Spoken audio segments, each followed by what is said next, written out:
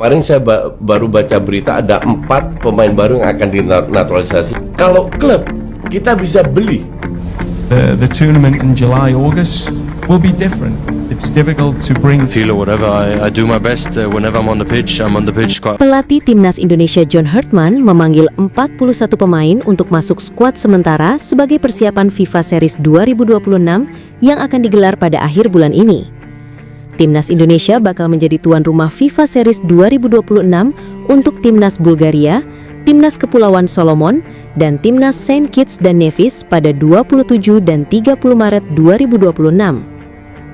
Dari 41 nama itu, 11 diantaranya ditulis sebagai pemain di lini depan, mulai dari Ole Romeni, Mauro Zylstra, Ramadan Sananta, Hoki Karaka, hingga Jens Raven.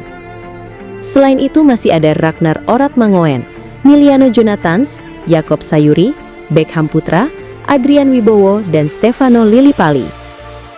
John Hartman kemungkinan bakal mengerucutkan jumlah pemainnya dari 41 nama menjadi 20-an personil, termasuk kuantitas lini depan Timnas Indonesia.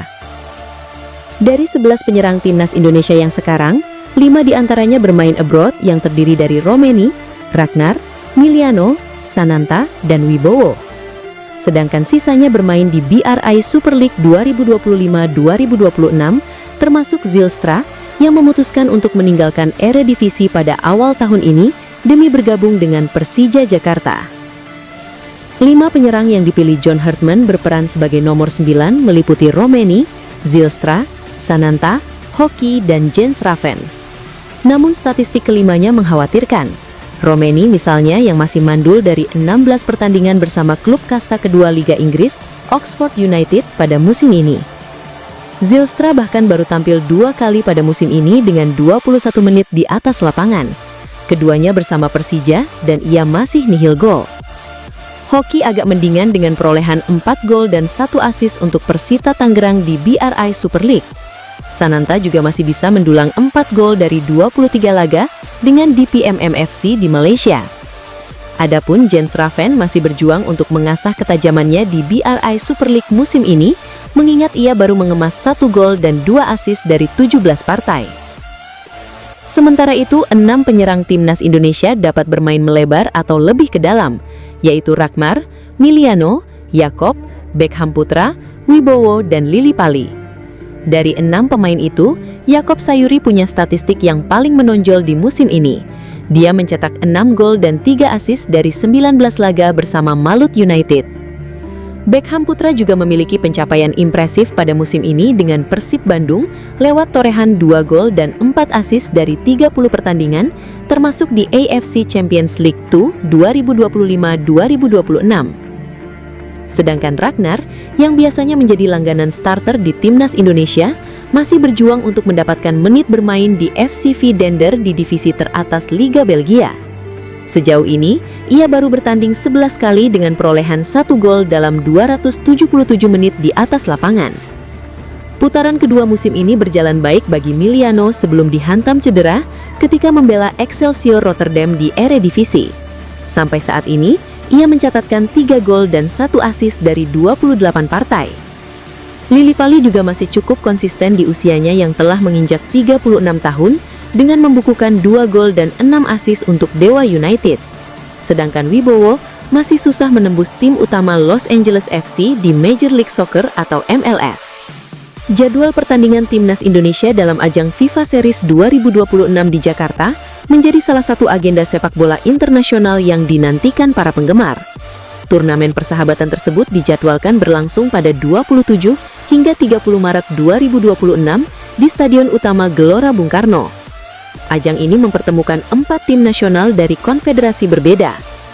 Striker Persita Tangerang, Hoki Karaka, mendapatkan panggilan untuk bergabung dengan skuad sementara Timnas Indonesia menuju FIFA Series 2026. Ajang itu akan digelar di Stadion Utama Gelora Bung Karno, Jakarta pada 27 sampai 30 Maret mendatang. Sebanyak 41 nama disiapkan oleh pelatih John Hartman untuk FIFA Series. Timnas Indonesia akan memainkan 2 pertandingan di FIFA Series yang akan berlangsung di Stadion Gelora Bung Karno, Jakarta. Timnas Indonesia akan menghadapi Saint Kitts and Nevis pada 27 Maret, lalu bertemu tim yang menang atau kalah dari laga Bulgaria vs Kepulauan Solomon 3 hari berselang. Hoki Caraka pun senang kembali mendapat panggilan untuk memperkuat Timnas Indonesia. Striker 21 tahun itu siap memberikan yang terbaik. Senang bisa mendapat kepercayaan untuk bergabung dengan Timnas Indonesia. Saya akan memberikan yang terbaik di setiap kesempatan yang datang. Saya sangat bangga untuk bisa membela Indonesia untuk menghadapi negara-negara besar di ajang FIFA Series 2026. Tegas Hoki via situs web resmi Persita. Banyak hal yang berubah di BRI Super League 2025-2026. Misalnya aturan pemain asing yang semakin longgar, di mana saat ini setiap klub bisa mendaftarkan 11 pemain asing. Hoki Caraka tetap bisa mendapatkan kesempatan bermain di Persita Tangerang. Ex-penggawa PSS Sleman itu bahkan memainkan 22 pertandingan bersama Persita pada kompetisi BRI Super League 2025-2026. Hoki Caraka pun bisa dikatakan cukup tajam.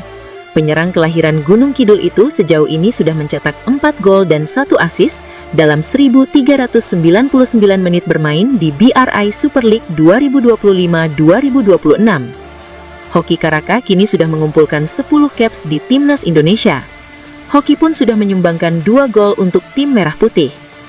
Namun penampilan terkini Hoki Caraka bersama Timnas Indonesia terjadi sudah cukup lama. Penampilan terkini itu dijalani Hoki di Piala AFF 2024. Hoki Caraka harus bekerja keras untuk meyakinkan John Hartman agar memilih dirinya masuk ke skuad utama Timnas Indonesia di FIFA Series 2026. Persiapan Timnas Indonesia menuju FIFA Series yang akan berlangsung pada 27 sampai 30 Maret terancam terganggu akibat konflik yang semakin intens di Timur Tengah. Kekhawatiran muncul terkait kedatangan para pemain naturalisasi yang bermain di Eropa. Nama-nama seperti Jay Itzes, Calvin Verdonken, Kevin Dix, Emil Audero, Ole Romeni dan Maarten Paes diharapkan dapat memperkuat tim asuhan John Hartman. Pengamat sepak bola Roni Pangamanan melalui kanal YouTube Bung Ropan menyampaikan kekhawatiran mengenai potensi penundaan akibat situasi perang yang melibatkan Amerika Serikat, Israel, dan Iran. Ada rasa kekhawatiran apakah ini akan terjadi penundaan dengan situasi dan kondisi perang yang terjadi di Timur Tengah. Situasi yang sangat memanas antara konflik Amerika Serikat, Israel, kemudian Iran. Nah, ini yang membuat mengkhawatirkan semua penerbangan dari Eropa itu bisa lewat dari sisi di mana rudal-rudal itu ditembakkan. Ada yang bahkan untuk transit itu di Dubai. Ada juga yang akan transit di Doha misalnya. Banyaklah yang dituju oleh penerbangan-penerbangan dari Eropa. Timnas Indonesia mentargetkan kemenangan di FIFA Series dengan bermaterikan pemain-pemain top dari liga-liga Eropa. Pemain-pemain diaspora kita yang akan memperkuat Timnas Indonesia itu dari Eropa, dan ini akan terancam. Kalau mereka tidak bisa datang, akan berbahaya tentunya untuk pertandingan nanti di FIFA Series nanti. Kita tahu bersama, Jay Itzes datang dari Serie A Italia. Emil Audero juga mereka melewati jalur yang terkena konflik. Ropan menambahkan bahwa PSSI wajar jika mengkhawatirkan ini. Itu wajar kalau PSSI mengkhawatirkan ini, dan itu yang sudah diungkapkan tentunya untuk masalah situasi dan kondisi saat ini. Ketua Umum PSSI Erick Thohir membantah tudingan media Malaysia My News Hub yang menyebut dirinya sebagai pihak di balik laporan kepada FIFA terkait kasus naturalisasi Malaysia.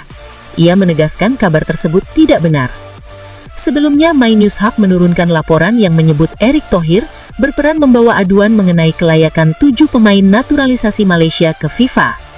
Laporan itu mengutip sumber dari Amerika Latin yang disebut berada di lingkungan FIFA. Dalam pemberitaan tersebut, Erick Thohir dituding menggerakkan pihak lain untuk menyampaikan keluhan secara tidak langsung. Disebutkan pula dokumen yang digunakan dalam pengaduan berasal dari orang suruhan Erick Thohir. Media itu juga mengaitkan laporan tersebut dengan pernyataan Konfederasi Asia Sepak Bola yang sebelumnya menyebut Vietnam sebagai pihak yang mengajukan keluhan resmi. Namun sumber yang dikutip My News Hub mengklaim ada peran kepemimpinan tertinggi PSSI di balik proses tersebut. Menanggapi tudingan itu, Erick Thohir memberikan jawaban singkat dan tegas. Ia menyatakan tidak ada intervensi yang dilakukan terhadap perkembangan sepak bola negara lain. Ya, tadi kan saya sudah bilang secara halus.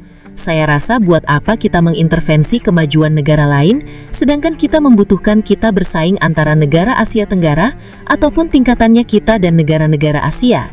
Jadi saya minta maaf, kelasnya nggak di situ, gitu, ujar Erick Thohir kepada wartawan. Erick Thohir menambahkan bahwa fokus PSSI adalah mendorong peningkatan kualitas persaingan di kawasan. Ia menyinggung pentingnya daya saing di level global. Menurutnya, peningkatan level permainan menjadi kebutuhan agar tidak tertinggal dari kawasan lain. Ia menyinggung pentingnya daya saing di level global. Karena kalau sepak bola kita tidak meningkat, ya tentu kita akan terus kalah dari Eropa ataupun Afrika, tutur Erick Thohir.